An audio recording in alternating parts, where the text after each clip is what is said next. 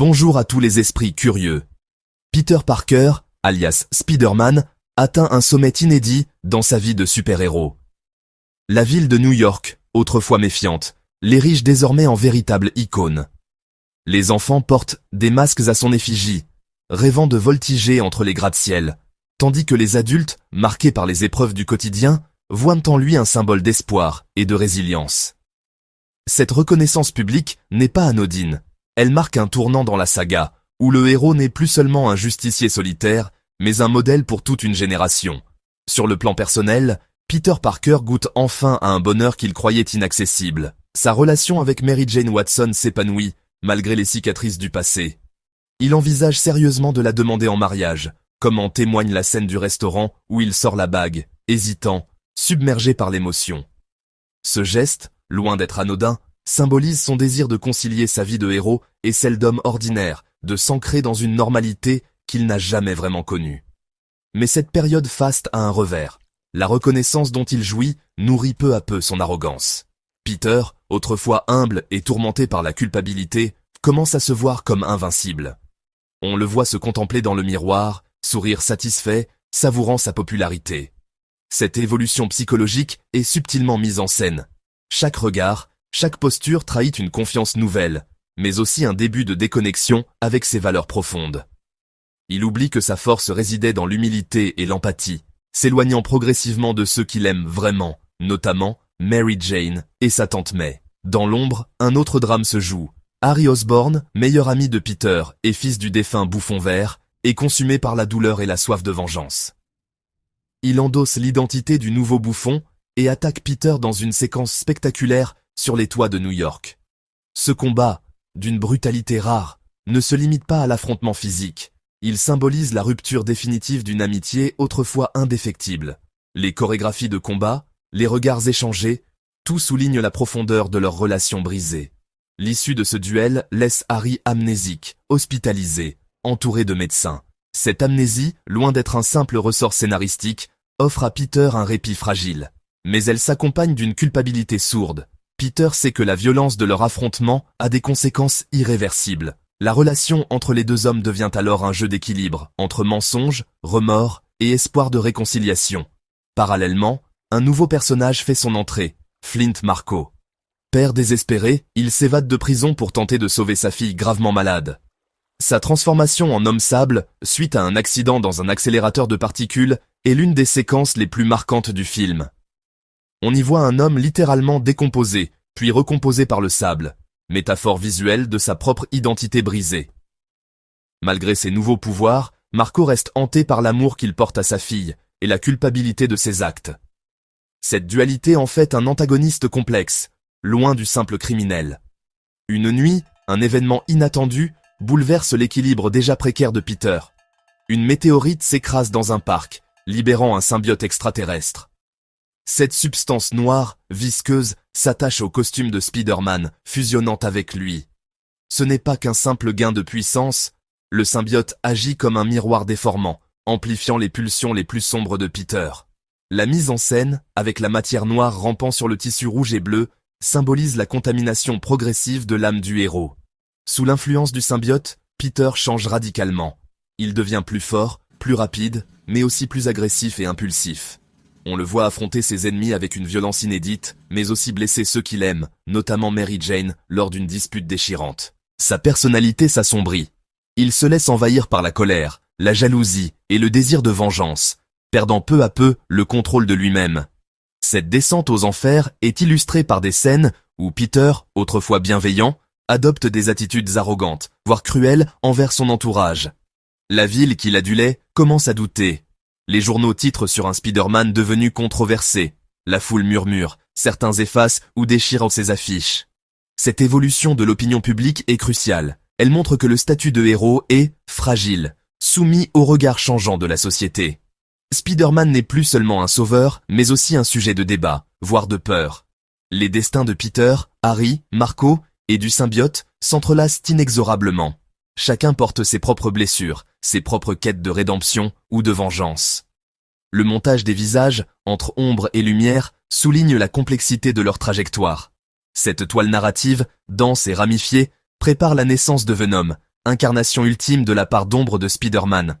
À ce stade, le film bascule dans la tragédie. Spider-Man, isolé, se retrouve seul sous la pluie, méditant sur ses erreurs. Ce n'est plus seulement une histoire de super-héros, mais une exploration des failles humaines. Chaque choix, chaque erreur, entraîne des conséquences irréversibles. La pluie, omniprésente, symbolise la purification, mais aussi la mélancolie et le doute. Les véritables ennemis de Spider-Man ne sont plus seulement extérieurs, mais aussi intérieurs. Peter doit affronter ses propres démons. La culpabilité d'avoir blessé ses proches, le regret de ses choix, la peur de perdre son humanité. La scène où il déchire une photo de lui en Spider-Man est particulièrement forte. Elle symbolise la rupture entre l'homme et le héros. Le doute qui ronge son identité. L'équilibre de Peter est plus précaire que jamais. Chaque responsabilité, chaque sentiment, le tire dans une direction opposée. On le voit vaciller sur le bord d'un toit, métaphore visuelle de sa situation psychologique, un faux pas, et tout s'effondre. Cette tension permanente est au cœur du film, illustrant la difficulté de concilier vie privée et devoir héroïque. La tempête approche, inévitable et dévastatrice. Les nuages s'amoncellent au-dessus de New York, annonçant l'affrontement final. Personne n'en sortira indemne. Les liens se brisent, les vérités éclatent, et chaque personnage doit faire face à ses propres choix. Cette montée en tension est soutenue par la mise en scène, qui multiplie les plans de ciel menaçants et de rues désertées. Les masques tombent, au sens propre comme au figuré.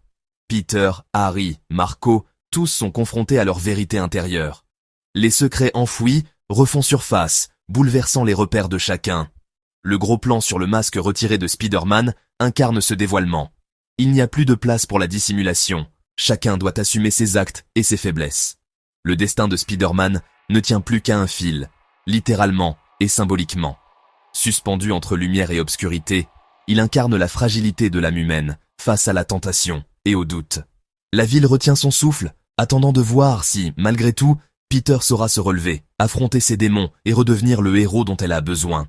Avant de passer au prochain chapitre, si cette analyse vous plaît, pensez à liker la vidéo, à vous abonner et à activer la cloche pour ne rien manquer des prochaines analyses. N'hésitez pas à partager vos impressions en commentaire ou simplement à écrire « savoir » si vous souhaitez soutenir la chaîne mais que vous n'avez rien à ajouter.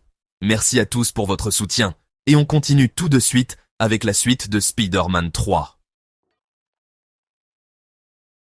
Peter Parker, incarné par Tobey Maguire, traverse une crise existentielle profonde dans Spider-Man 3. Dès les premières scènes, on perçoit une arrogance nouvelle chez Peter, alimentée par la reconnaissance publique de Spider-Man.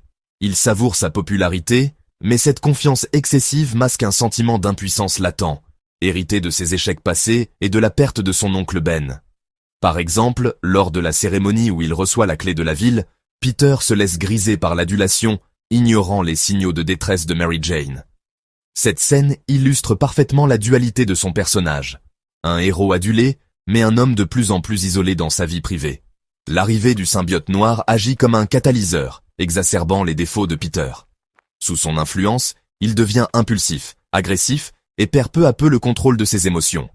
On le voit notamment dans la scène du club de jazz, où il humilie Mary Jane devant tout le monde, ou encore lors de son affrontement brutal avec Sandman dans les égouts, où il laisse libre cours à sa rage. Le symbiote ne fait pas que renforcer ses pouvoirs, il révèle la part d'ombre de Peter, celle qu'il tente de refouler depuis toujours. Cette corruption progressive est symbolisée par la transformation physique de son costume, mais aussi par son comportement de plus en plus destructeur envers ses proches. Mary Jane Watson, interprétée par Kirsten Dunst, vit elle aussi une période de doute et de solitude. Sa carrière d'actrice, autrefois prometteuse, stagne. Elle est renvoyée de la comédie musicale sans oser en parler à Peter, qui ne remarque pas sa détresse. Cette incompréhension grandissante creuse un fossé entre eux. Mary Jane se sent trahie, non seulement par l'indifférence de Peter, mais aussi par la place envahissante de Spider-Man dans leur couple. Sa lutte pour exister en dehors de l'ombre du super-héros est poignante, notamment lorsqu'elle tente de renouer avec Harry, cherchant du réconfort auprès de celui qui la comprend encore. Leur relation, autrefois fusionnelle, se délite peu à peu. Les malentendus s'accumulent. Peter, aveuglé par son ego, et le symbiote, ne parvient plus à écouter Mary Jane. La jalousie s'installe, notamment lors de la scène du baiser avec Gwen Stacy, qui blesse profondément Mary Jane. Le manque de communication devient un poison, rendant chaque tentative de réconciliation plus douloureuse. Cette lente dégradation de leur couple est illustrée par des scènes de confrontation intenses, où l'amour laisse place à la rancœur et à l'incompréhension. Harry Osborn, incarné par James Franco, est sans doute le personnage le plus complexe du film. Déchiré entre son amitié pour Peter et son désir de venger la mort de son père, il oscille constamment entre alliés et ennemis. Sa transformation en nouveau bouffon vert est motivée par la douleur et la colère, mais aussi par une profonde solitude. La scène où il perd la mémoire offre un répit, révélant un Harry vulnérable, presque enfantin, qui retrouve brièvement l'insouciance de l'amitié avec Peter. Mais la manipulation de Mary Jane par Harry, qui la force à rompre avec Peter, montre à quel point la vengeance l'a corrompu. Sa rédemption finale, lorsqu'il choisit de sauver Peter au péril de sa vie, est d'autant plus bouleversante qu'elle résulte d'un long cheminement intérieur. Flint Marko, alias l'homme sable, interprété par Thomas Hayden Church, apporte une dimension tragique au film. Contrairement aux autres antagonistes, ses motivations sont profondément humaines. Il agit par amour pour sa fille, gravement malade. Sa transformation en homme sable, lors d'une séquence visuellement saisissante, symbolise sa perte d'identité et son impuissance face à la fatalité. Malgré ses actes criminels, le film insiste sur sa souffrance et sa culpabilité, notamment lors de la scène où il explique à Peter qu'il n'a jamais voulu tuer l'oncle Ben. Cette humanisation du méchant rend son parcours d'autant plus émouvant et complexe. Eddie Brock, campé par Topher Grace, est le miroir déformant de Peter. Journaliste ambitieux mais sans scrupules, il falsifie des preuves pour nuire à Peter, ce qui précipite sa chute. Humilié et rejeté, il se laisse consumer par la haine. Sa fusion avec le symbiote donne naissance à Venom, incarnation monstrueuse de la vengeance et de la colère. La scène de l'église, où Eddie supplie Dieu de tuer Peter, marque le point de non-retour. Il devient ce que Peter aurait pu être s'il avait cédé à ses pulsions les plus sombres. Venom n'est pas seulement un ennemi physique, mais aussi une allégorie des dangers de la rancœur et de la perte de soi.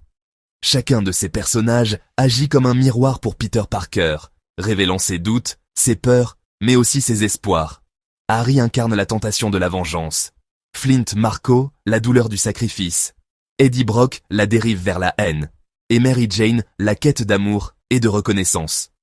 À travers leurs interactions, le film explore les différentes voies que Peter aurait pu emprunter, soulignant la fragilité de ses choix et la complexité de sa nature humaine. Les choix de chaque personnage, qu'ils soient guidés par la douleur, l'orgueil ou l'amour, précipitent la chute collective, mais ouvrent aussi la voie à la rédemption. La scène finale, où tous se retrouvent sur le chantier, est le point culminant de cette tempête émotionnelle. Chacun doit affronter ses propres faiblesses pour espérer se relever. Le pardon, qu'il s'agisse de celui de Peter envers Flint Marko ou de la réconciliation avec Harry, devient le moteur d'une possible reconstruction. Au cœur de la tourmente, le film propose une réflexion profonde sur la nature du pardon et de la rédemption. Chacun des personnages, brisé par ses erreurs, trouve la force de se relever grâce à l'empathie et à la compréhension de l'autre. Cette dimension humaine, servie par des performances nuancées et une mise en scène intimiste, fait de Spider-Man 3 bien plus qu'un simple film de super-héros. C'est une tragédie moderne où l'espoir renaît toujours, même au plus fort de la tempête. La dualité, véritable moteur de Spider-Man 3, s'incarne dans la confrontation de Peter Parker avec son double obscur, matérialisé par le costume noir du symbiote. Cette dualité ne se limite pas à une simple opposition visuelle entre le rouge et le noir, mais s'enracine profondément dans la psychologie du personnage. Peter, jusque-là guidé par un sens aigu de la responsabilité, se retrouve face à ses propres limites morales. Le costume noir agit comme un révélateur, un miroir déformant qui expose ses peurs les plus intimes et ses désirs refoulés. Par exemple, la scène où Peter, vêtu du costume, se regarde dans le miroir, marque un basculement. Il ne reconnaît plus celui qu'il est en train de devenir. Cette lutte interne, illustrée par des gestes plus brusques, un regard plus dur, montre que le véritable ennemi de Spider-Man n'est pas un super vilain extérieur, mais bien l'ombre qui grandit en lui. Le symbiote, entité extraterrestre, amplifie les faiblesses de Peter. Il ne se contente pas de lui offrir plus de puissance. Il exacerbe sa colère, son orgueil et sa soif de reconnaissance. On le voit notamment dans la scène où Peter humilie son rival Eddie Brock devant leurs collègues, un acte qu'il n'aurait jamais commis auparavant. Cette transformation progressive met en lumière la fragilité de l'âme humaine, même chez un super-héros. Le film insiste sur le fait que la véritable force ne réside pas dans les pouvoirs, mais dans la capacité à résister à ses propres pulsions destructrices. La psychologie de Peter est disséquée à travers ses réactions. Il devient plus agressif, plus égoïste, et s'éloigne de ceux qu'il aime, notamment Mary Jane et Harry. Cette descente aux enfers est filmée avec une attention particulière aux détails, comme les changements subtils dans la posture de Peter ou la manière dont il s'adresse aux autres. La responsabilité, mantra fondateur de la saga, prend ici une dimension tragique. Peter, grisé par la puissance du symbiote, commence à abuser de ses capacités. Sa quête de justice se transforme en désir de vengeance, notamment envers Flint Marko, l'homme qu'il tient pour responsable de la mort de son oncle Ben. Cette confusion entre justice et revanche brouille la frontière entre le bien et le mal. Par exemple, la scène où il affronte Marko dans les égouts est d'une violence inédite pour le personnage. Peter va jusqu'à croire avoir tué Marko, un acte qui le hante par la suite. Cette dérive morale met en péril non seulement ses relations avec Mary Jane, qui ne le reconnaît plus, mais aussi son identité même de héros. Le film montre que le pouvoir, sans maîtrise de soi, devient un fardeau insupportable. Le film interroge la capacité à choisir le bien lorsque la colère et la douleur dominent. Les choix de Peter sont guidés par la frustration, l'humiliation et la perte. Un exemple marquant est la scène du club de jazz, où il cherche à blesser Mary Jane par jalousie, révélant à quel point il s'est éloigné de ses valeurs. Cette séquence, à la fois gênante et tragique, illustre la difficulté de rester fidèle à soi-même quand tout semble s'effondrer. Le film multiplie les moments où Peter est confronté à des dilemmes moraux. Doit-il céder à la facilité de la vengeance ou trouver la force de pardonner? Ces choix, loin d'être simples, sont rendus palpables par la mise en scène et le jeu des acteurs, qui traduisent la complexité des émotions traversées. Le pardon émerge comme la clé de la rédemption. Peter doit apprendre à se pardonner ses propres erreurs, à pardonner à Marko et à accepter la perte de son oncle Ben. La scène de confrontation finale entre Peter et Marko est particulièrement puissante. Marko avoue ses regrets, et Peter, après un intense combat intérieur, choisit de lui accorder son pardon. Ce geste n'efface pas la douleur, mais il permet à Peter de se libérer du poids de la haine. Le film montre que le pardon est un acte de courage, bien plus difficile que n'importe quel affrontement physique. Il s'agit d'un processus douloureux, semé d'embûches, mais essentiel pour retrouver la paix intérieure. Cette dimension est renforcée par la mise en scène sobre et la musique, qui souligne la gravité du moment. Le sacrifice de Harry Osborn constitue un autre pilier de la tragédie. Après avoir longtemps nourri la haine envers Peter, Harry finit par comprendre la vérité et choisit de se sacrifier pour sauver son ami. Cette réconciliation, préparée tout au long du film par de multiples malentendus et trahisons, atteint son apogée dans la scène finale où Harry, mortellement blessé, meurt dans les bras de Peter et Mary Jane. Ce geste ultime scelle leur amitié dans la rédemption, rappelant que l'amour et l'amitié peuvent triompher de la haine. Le film insiste sur le fait que le sacrifice personnel est parfois nécessaire pour réparer les erreurs du passé, et que la grandeur d'un héros se mesure à sa capacité à mettre les autres avant lui-même. Chaque personnage du film est défini par ses choix face à l'adversité. Peter rejette finalement le symbiote, un acte symbolique de rejet de la haine et de l'orgueil. Marko, de son côté, accepte son sort et exprime ses remords, cherchant la paix intérieure. Ses décisions, prises dans la douleur et l'incertitude, forgent en leur humanité. Le film multiplie les exemples de dilemmes moraux. Doit-on se venger ou pardonner? Faut-il sacrifier son bonheur pour celui des autres? Ces questions, universelles, sont incarnées par les personnages et donnent au récit une profondeur émotionnelle rare pour un film de super-héros. Eddie Brock, quant à lui, choisit une voie opposée à celle de Peter. Submergé par la haine et le désir de vengeance, il s'abandonne totalement au symbiote, devenant Venom. Son parcours est un miroir inversé de celui de Peter. Là où ce dernier parvient à se libérer de l'influence néfaste, Eddie s'y englue, jusqu'à sa perte. La transformation d'Eddie en Venom est filmée comme une descente aux enfers, marquée par la rage et la destruction.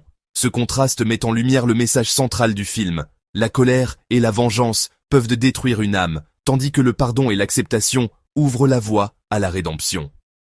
Spider-Man 3 martèle que nos choix, bien plus que nos pouvoirs, forgent notre destin. Ce ne sont pas les capacités extraordinaires qui font un héros, mais la façon dont il affronte ses faiblesses et ses erreurs. Le film multiplie les exemples. Peter choisit de demander pardon à Mary Jane, Harry décide de sauver son ami, Marko accepte la responsabilité de ses actes. Ces moments de décision sont mis en valeur par la réalisation, qui s'attarde sur les regards, les silences, les hésitations, rendant palpable le poids de chaque choix. Spider-Man 3 s'impose ainsi comme une tragédie moderne, centrée sur la rédemption, la responsabilité et le prix du pardon. Le film nous rappelle que chaque victoire intérieure est le fruit d'un combat acharné contre soi-même, et que la véritable grandeur réside dans la capacité à reconnaître ses erreurs et à changer. Les scènes de réconciliation, de sacrifice et de pardon sont autant de moments forts qui donnent au film une dimension universelle, touchant à l'essence même de la condition humaine. Enfin, le film souligne que le bien et le mal ne sont jamais aussi simples qu'ils n'y paraissent. Les héros, comme les humains, sont faits de contradictions, de doutes et de faiblesses. C'est dans la complexité de leurs choix, dans leur capacité à affronter l'ambiguïté morale, que naît la véritable grandeur. Spider-Man 3 nous invite ainsi à réfléchir sur nos propres choix, sur la difficulté de pardonner et sur la force qu'il faut pour rester fidèle à ses valeurs, même lorsque tout semble perdu.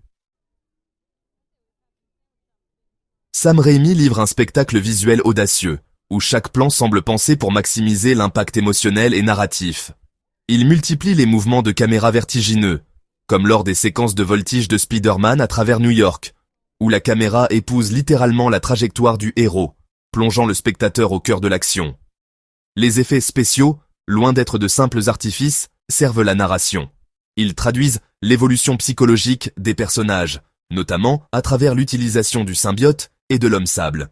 Les combats, notamment entre Peter et Harry, sont filmés avec une intensité rare. Par exemple, la première confrontation dans l'appartement de Peter utilise des plans serrés et des ralentis pour accentuer la brutalité de l'affrontement, tandis que la chorégraphie met en avant la rivalité fraternelle et la douleur des deux personnages. Les cascades sont réalisées en grande partie par les acteurs eux-mêmes, ce qui renforce l'authenticité des échanges. Les affrontements contre l'homme-sable, quant à eux, se distinguent par une énergie brute et une inventivité visuelle. Lors de la scène du fourgon blindé, la caméra multiplie les angles inédits pour souligner la puissance destructrice de Marco, tandis que les effets de particules de sable sont intégrés en temps réel pour donner une impression de chaos incontrôlable. La transformation de Marco en homme-sable constitue un sommet d'effets spéciaux numériques. Les équipes de VFX ont étudié le comportement réel du sable pour reproduire chaque grain avec un réalisme saisissant. La séquence où Marco tente de reformer sa main, oscillant entre l'humain et le minéral, est un exemple frappant de la capacité du film à allier prouesse technique et émotion. L'apparition du symbiote, quant à elle, est traitée comme une entité vivante. Les effets spéciaux mêlent images de synthèse et effets pratiques pour donner au symbiote une texture organique, presque inquiétante. La scène où la substance noire s'infiltre dans la chambre de Peter, se glissant lentement sur son costume, illustre parfaitement cette approche hybride. La bande originale, signée Christopher Young, remplace celle de Danny Elfman et adopte un ton plus sombre et opératique. Les thèmes musicaux accompagnent la descente aux enfers de Peter, avec des cordes dissonantes et des cuivres menaçants lors des scènes de possession par le symbiote. La musique amplifie la dimension tragique du récit, notamment lors de la mort de l'oncle Ben revisité en flashback. Les couleurs du film évoluent subtilement avec l'état d'esprit de Peter. Au début, la palette est lumineuse, dominée par des rouges et des bleus saturés. Mais à mesure que le symbiote prend le dessus, les teintes deviennent plus froides, tirant vers le gris et le noir, traduisant visuellement la corruption intérieure du héros. La lumière joue également un rôle clé, passant de la clarté éclatante des scènes diurnes à des éclairages plus contrastés et expressionnistes lors des affrontements nocturnes. Les scènes de combat, souvent plongées dans l'ombre, accentuent la violence et la tension dramatique, chaque coup porté semblant résonner dans l'obscurité. Chaque coup échangé lors des combats n'est pas qu'un simple geste physique, il porte un poids émotionnel considérable. Par exemple, le regard de Peter après avoir frappé Harry ou la détresse de Marco face à son impuissance sont soulignés par des gros plans et des ralentis, rendant palpable la souffrance des personnages. Le climax du film, véritable chaos organisé, mobilise tous les personnages principaux dans une séquence d'action chorale. Chaque protagoniste, de Mary Jane à Harry, bénéficie d'un moment de bravoure, illustrant la complexité des enjeux et la richesse de l'univers tissé par Raimi. La gestion du rythme et du montage permet de ne jamais perdre le fil, malgré la densité des événements. Sam Raimi parvient à traduire l'esprit des comics avec une inventivité débordante. Il multiplie les clins d'œil visuels, comme les cases recréées à l'identique à l'écran, et ose des choix de mise en scène audacieux, tels que les zooms rapides ou les transitions stylisées, qui rappellent l'esthétique des bandes dessinées originales. En définitive, Spider-Man 3 est un hommage vibrant à la bande dessinée, parfois excessif dans sa volonté d'en faire trop, mais toujours sincère dans son amour du matériau d'origine. Chaque détail, du cadrage à la musique, témoigne de l'ambition et de la passion de l'équipe créative pour l'univers du tisseur. Spider-Man 3 s'inscrit dans la continuité directe des deux premiers volets, poursuivant la chronique de Peter Parker, mais opère un changement de ton notable dès les premières minutes. On retrouve l'univers familier de Sam Raimi, mais la narration s'alourdit, cherchant à explorer de nouveaux territoires émotionnels et visuels. Là où les deux premiers films se concentraient sur un antagoniste principal, le Bouffon Vert puis le Docteur Octopus, Spider-Man 3 multiplie les menaces, l'Homme-Sable, Venom et le retour du nouveau Bouffon. Cette surabondance de vilains densifie le récit, mais le rend parfois confus et déséquilibré. Par exemple, la rivalité entre Peter et Harry, amorcée dès le premier film, se mêle à l'intrigue du symbiote et à la tragédie de Flint Marko, brouillant la progression dramatique. L'histoire de l'Homme-Sable, marquée par la séquence impressionnante de sa transformation, fruit d'un travail technique novateur, se retrouve en concurrence directe avec l'arrivée du symbiote, qui modifie radicalement la personnalité de Peter. Le film sacrifie alors la profondeur psychologique de ses antagonistes au profit d'un enchaînement de scènes spectaculaires, comme la poursuite dans le métro ou la confrontation finale sur le chantier. Stylistiquement, Sam Raimi ose l'excès, flirtant parfois avec le burlesque. La fameuse scène de danse, où Peter, sous l'influence du symbiote, adopte une attitude caricaturale, divise les spectateurs. Certains y voient une satire du personnage, d'autres une rupture de ton qui déstabilise l'ensemble. Cette séquence, devenue culte, illustre la volonté de Raimi de surprendre, quitte à prendre le risque du ridicule. Ce choix stylistique s'explique aussi par les tensions en coulisses. Raimi souhaitait approfondir l'Homme-Sable, mais le studio a imposé l'ajout de Venom. Certains y voient une rupture dans la vision de l'auteur, d'autres la marque d'un réalisateur qui tente de préserver son identité malgré les contraintes. Les interviews du casting révèlent d'ailleurs des opinions partagées sur ses orientations créatives. Malgré ses défauts structurels, le film reste fidèle à ses thèmes fondateurs, le sacrifice, l'amour contrarié, le poids des choix. Les scènes entre Peter, Mary Jane et Harry, souvent intenses, rappellent la dimension humaine de la saga. La réconciliation finale entre Peter et Harry, par exemple, offre un moment d'émotion sincère, soulignant la complexité des liens qui unissent les personnages. La résolution du triangle Peter, MJ, Harry, construite sur 3 films, apporte une conclusion poignante à la saga. La mort de Harry, son sacrifice pour sauver Peter, et la réconciliation entre Peter et Mary Jane bouclent la boucle narrative entamée dans le premier opus. Cette fin, à la fois douce amère et cathartique, marque l'aboutissement d'un parcours initiatique. En définitive, Spider-Man 3 est un film imparfait, tiraillé entre ambitions artistiques et exigences commerciales, mais il demeure animé par la même passion et la même sincérité que ses prédécesseurs. Son héritage, fait de fulgurance et de maladresse, continue d'alimenter les débats et de fasciner les fans du monde entier. La production de Spider-Man 3 fut un chantier titanesque, mobilisant des centaines de techniciens, d'artistes et de spécialistes des effets spéciaux. Avec un budget dépassant les 250 millions de dollars, le film s'impose comme l'un des projets les plus coûteux de son époque, illustrant la confiance, mais aussi la pression, que le studio plaçait dans la franchise. Cette pression créative se ressent à chaque étape. Sam Raimi, déjà auréolé du succès des 2 premiers volets, doit composer avec des attentes démesurées, tout en gérant un scénario en constante évolution, soumis à de multiples réécritures imposées par le studio. À l'origine, Raimi souhaitait centrer l'intrigue sur l'Homme-Sable, un antagoniste tragique dont la transformation spectaculaire nécessita des mois de recherche en effets spéciaux.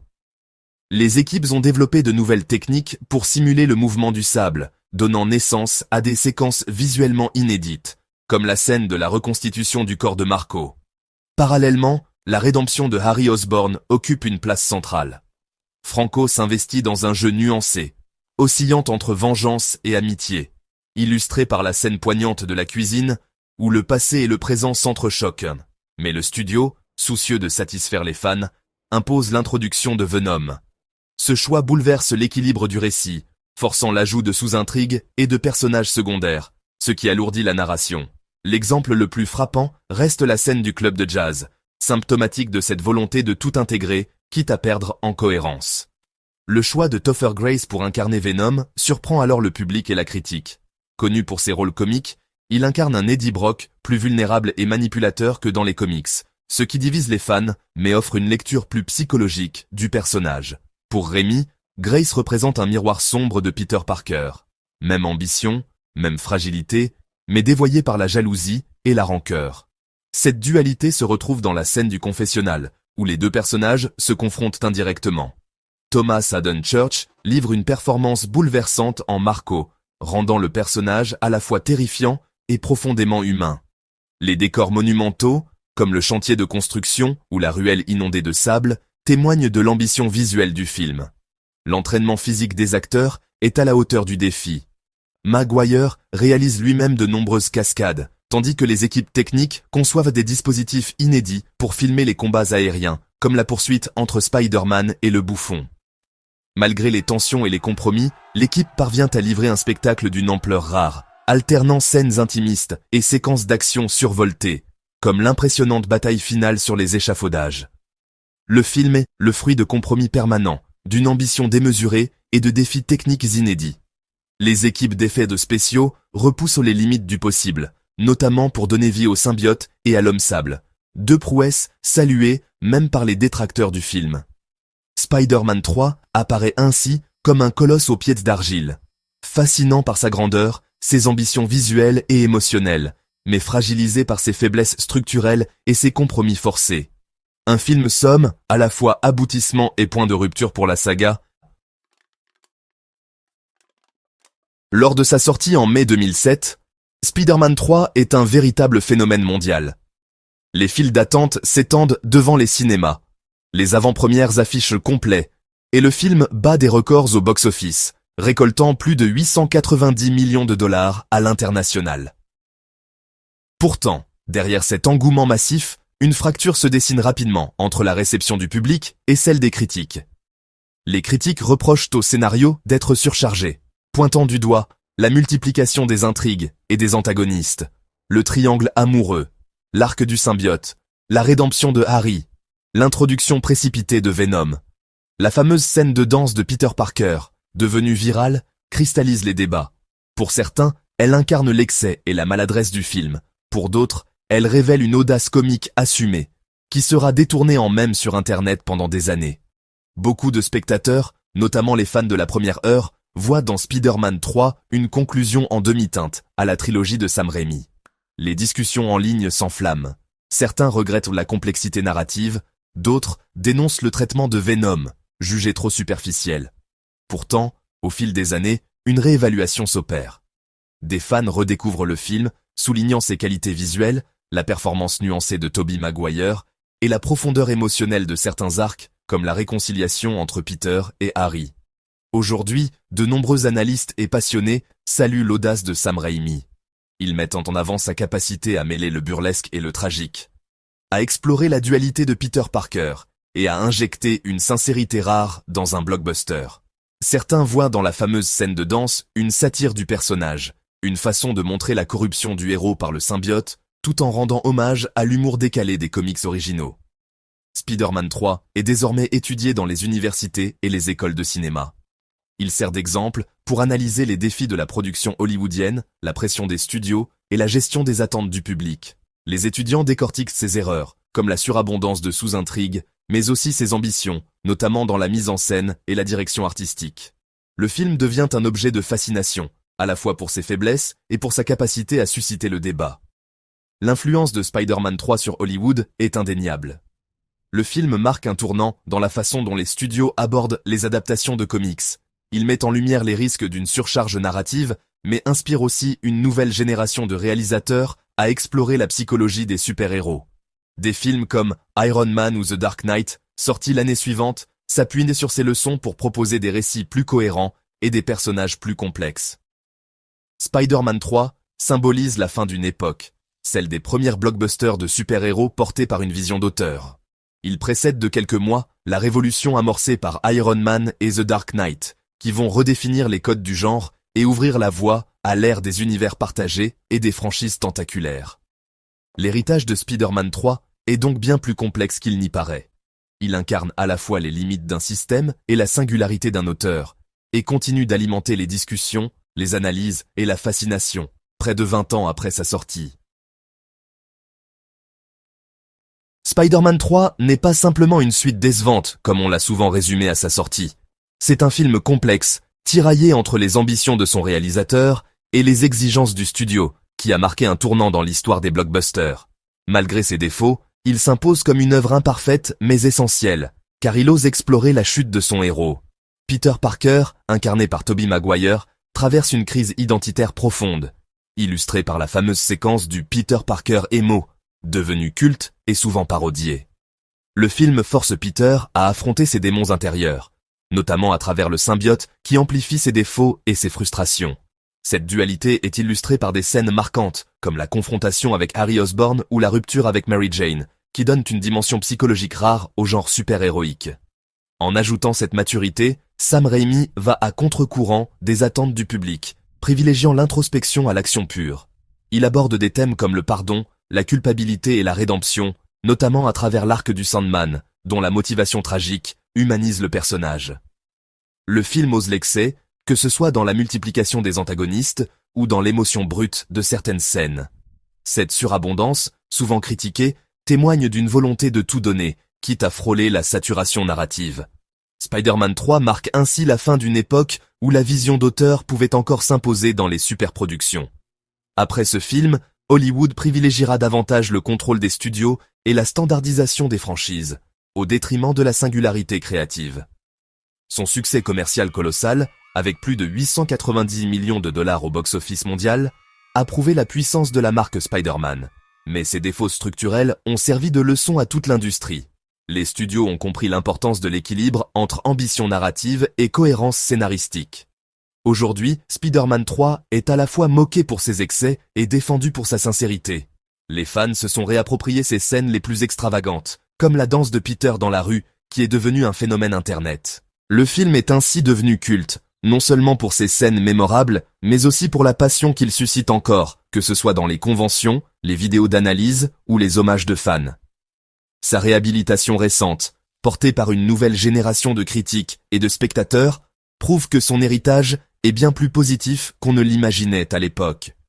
Beaucoup saluent aujourd'hui son audace et sa singularité dans un paysage devenu plus formaté.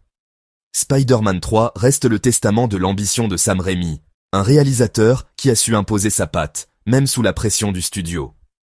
Son attachement au personnage et à l'émotion transparaît dans chaque plan, malgré les compromis imposés. Le film offre une conclusion puissante et chaotique à la trilogie, où chaque personnage trouve une forme de résolution, parfois douloureuse, mais toujours sincère. La dernière scène, où Peter et Mary Jane se retrouvent sans mot dire, résume toute la complexité émotionnelle de la saga. Spider-Man 3, c'est la tragédie d'un héros dépassé par ses propres failles, la comédie involontaire de certaines séquences, et le drame humain qui relie tous les personnages. Cette richesse de ton en fait un objet unique dans le cinéma de super-héros. Le film mélange habilement les registres, passant du rire à l'émotion, de l'action spectaculaire à l'introspection, sans jamais sombrer dans la monotonie. Même ses maladresses participent à son charme et à sa longévité. Spider-Man 3 est un film qui a tout tenté, quitte à se perdre parfois, mais qui n'a jamais été ennuyeux. Sa générosité narrative et visuelle en fait une œuvre foisonnante, à redécouvrir avec un regard neuf. Et c'est là, peut-être, sa plus grande réussite, avoir marqué durablement l'imaginaire collectif en restant fidèle à l'esprit tourmenté et passionné de son héros et à la vision singulière de Sam Raimi. Merci d'avoir regardé. Si tu veux faire partie de la prochaine exploration, pense à t'abonner, à activer la cloche de notification et à suivre la chaîne sur les différents réseaux sociaux, les liens sont en description, et comme toujours, continue à apprendre.